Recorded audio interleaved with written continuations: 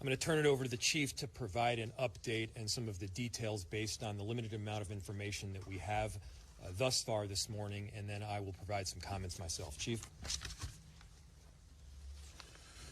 My name is Brian O'Hara, B-R-I-A-N, O''H-A-R-A. I am the Minneapolis Police Chief. At approximately 9:03 a.m. this morning, Minneapolis police received a report of a shooting involving federal law enforcement in the area of East 26th Street and Nicollet Avenue on the south side of the city. Officers arrived and found an adult male with multiple gunshot wounds when they arrived. Life-saving aid was being rendered, and he was transported by ambulance to Hennepin County Medical Center, where he was later pronounced deceased. Based on the information that we have, which is very limited, this is a 37-year-old white male who is a Minneapolis resident, and we believe he is an American citizen. We have not been told any official reports of what has led up to the shooting, but we have seen the video that is circulating on social media. Our demand today is for those federal agencies that are operating in our city to do so with the same discipline, humanity, and integrity that effective law enforcement in this country demands. We urge everyone to remain peaceful. We recognize that there is a lot of anger and a lot of questions around what has happened, but we need people to remain peaceful. In the area, we have an unlawful assembly at this time. Minneapolis police have given multiple warnings for the crowd to disperse. We are asking for people to avoid the area and to leave if you are there. We have requested mutual aid from the Minnesota State Patrol and from all our local and county regional partners. We ask everyone to remain calm and to please do not destroy our own city.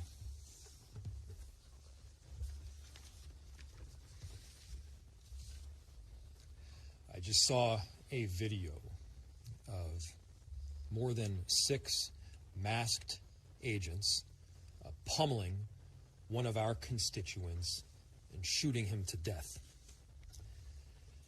How many more residents, how many more Americans need to die or get badly hurt for this operation to end?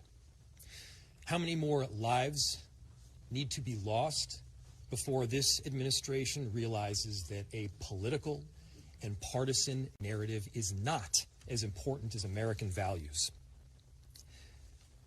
How many times must local and national leaders must plead with you, Donald Trump, to end this operation and recognize that this is not creating safety in our city? As you'll hear from Director Sayer in just a second, we have seen these kinds of operations in other places, in other countries, but not here in America. Not in a way where a great American city is being invaded by its own federal government. I'm done being told that our community members are responsible for the vitriol in our streets. I'm done being told that our local elected officials are solely responsible for turning down the temperature.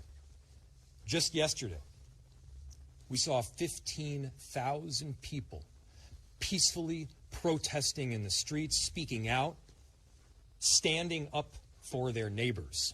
Not a single broken window, not a single injury. Those peaceful protests embody the very principles that both Minneapolis and America was founded upon.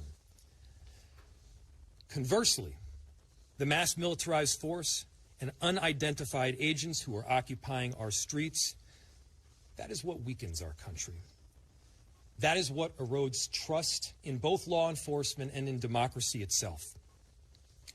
So to everyone listening, stand with Minneapolis. Stand up for America. Recognize that your children will ask you what side you were on.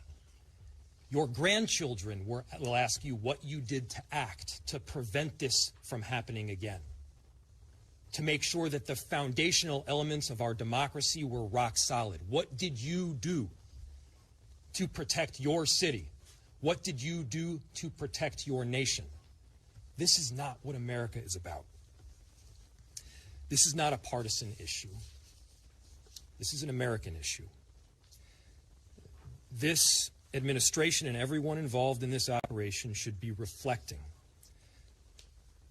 They should be reflecting right now and asking themselves, what exactly are you accomplishing? If the goal was to achieve peace and safety, this is doing exactly the opposite. If the goal was to achieve calm and prosperity, this is doing exactly the opposite. Are you standing up for American families right now? Or are we tearing them apart? The invasion of these heavily armed masked agents roaming around on our streets of Minneapolis, emboldened with a sense of impunity, it has to end. This is not how it has to be.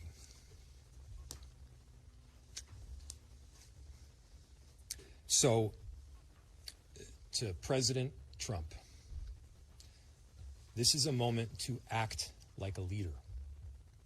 Put Minneapolis, put America first in this moment. Let's achieve peace. Let's end this operation, and I'm telling you, our city will come back. Safety will be restored.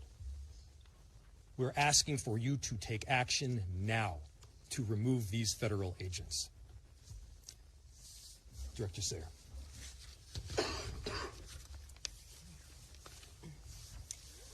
My name is Rachel Sayer, and I am the Director of the Emergency Management Department for the City of Minneapolis. I took this job to keep us safe because I live here, and this is my community. We are doing everything we can to mitigate the impacts of this terrible situation.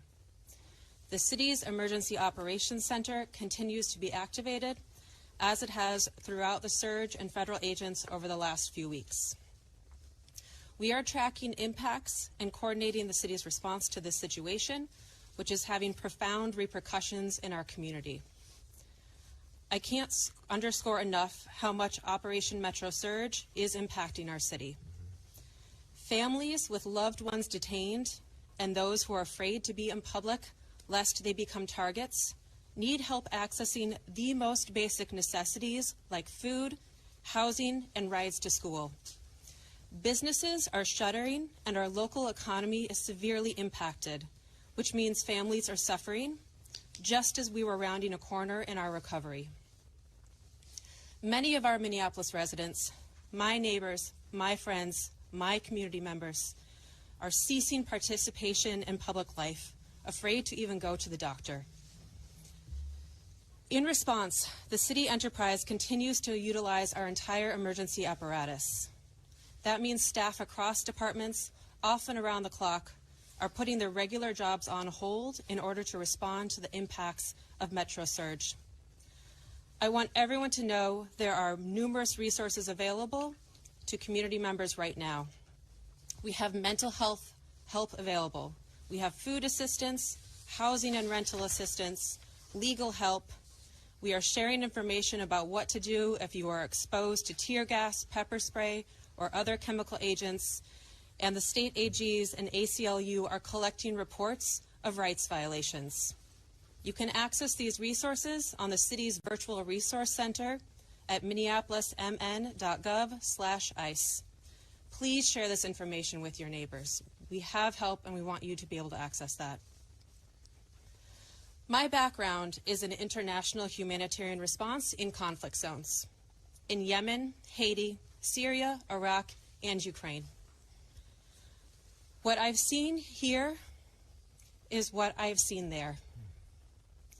A powerful entity violently and intentionally terrorizing people, making them afraid to go outside so they can't earn a living, so that kids are forced out of school. This has a lasting generational impact. People can't plan a single day of their lives because they don't know who is around the corner and if their family member or neighbor is about to be taken away. In these times, you see both the best and the worst. The worst is the terror and the feeling of helplessness. The best is will continue to be our community's response. The way we are showing up for each other, that is in the absolute worst of times. We're showing up for each other in the absolute worst of times. I'll turn it back to the mayor. Thank you. We'll open it to questions. We are seeing an incredible volatile situation unfolding right now around that scene. Is there any communication right now between local and federal law enforcement or cooperation, or where do those efforts stand to try to calm what's going on down there right now? I'll turn it to the chief to answer. So the question was, there is an incredibly volatile scene in South Minneapolis right now, and the extent of communication with law enforcement agencies. We have established a command post that is led by Minneapolis Police, and there are representatives from all of the regional, local, county, and state organizations. We have had communication with Homeland Security, but they have not been able to provide us any specific details around the incident itself.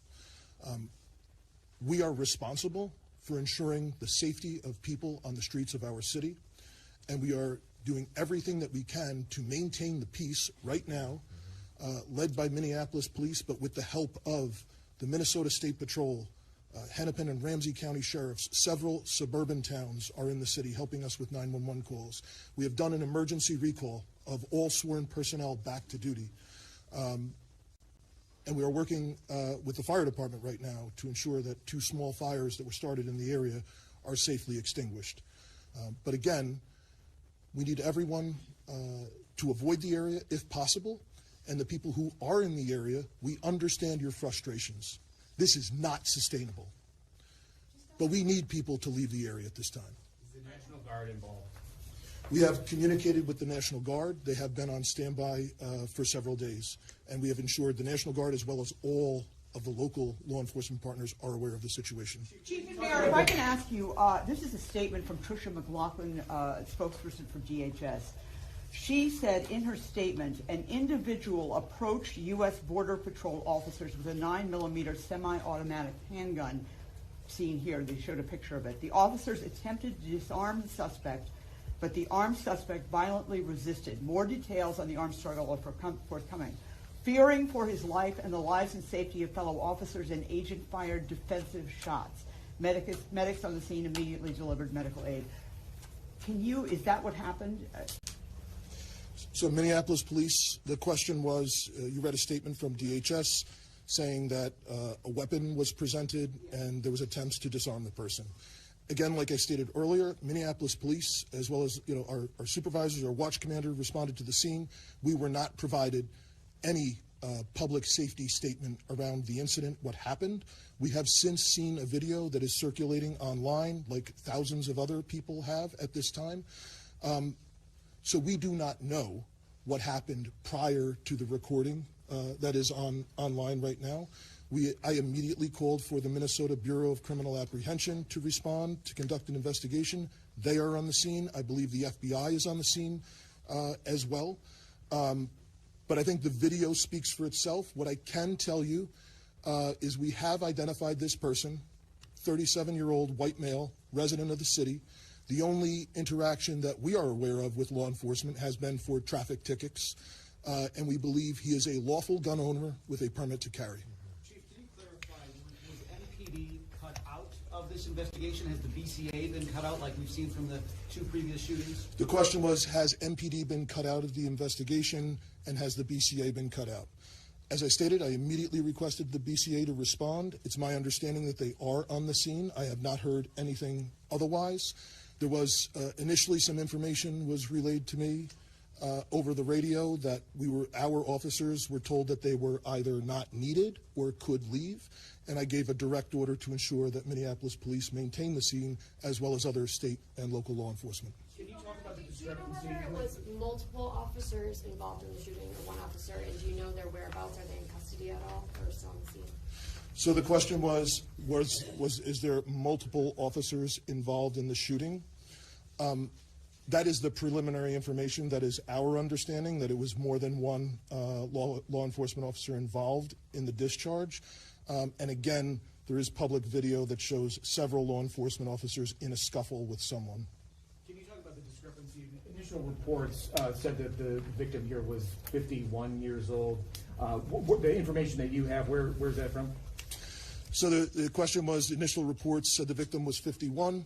The information that I have is we sent Minneapolis police officers to the hospital with the individual who was shot, and they have since identified that person. Two more questions. Do you have a name of the individual who was shot? I do, and I'm not releasing it. Are you able to talk, have you been able to talk with top ICE and Border Patrol officials to ask them to please be in on this, or have you talked to them, or have you been rejected? The question was, have we talked with federal law enforcement to be in on this? We have had conversations with Homeland Security Investigations this morning. We are told they do not have any information to share at this time, but we will attempt to maintain those communications going forward. Last question. Do you believe that they have no information to share at this time? The question was, do I believe that they have no information to share at this time? I don't know if the individual that we were in contact with would or not. This is a Saturday morning, and just like it was for us, it was a scramble to do an emergency recall and to get people to the scene.